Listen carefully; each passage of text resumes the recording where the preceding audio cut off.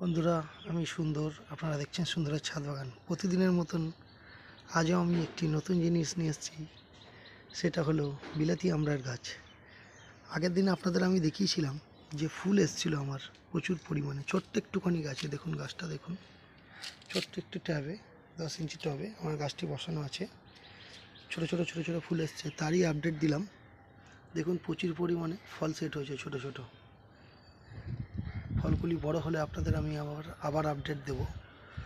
এই ছোট ফুল থেকে ফল কিভাবে সেট করতে হয় সেটা আপনাদের আমি আজকে বলবো। এই যখনই ফুল আসবে, ফুলের প্রথম অবস্থাতেই আপনারা একবার ফাঙ্গিসাইড পেস্টিসাইড স্প্রে করবেন।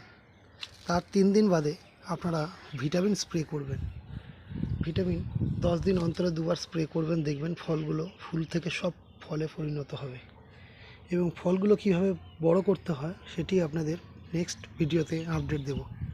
আপনারা ভিডিওটি ভালো লাগলে লাইক করবেন, শেয়ার করবেন, কমেন্ট করবেন। অসংখ্য ধন্যবাদ সবাইকে।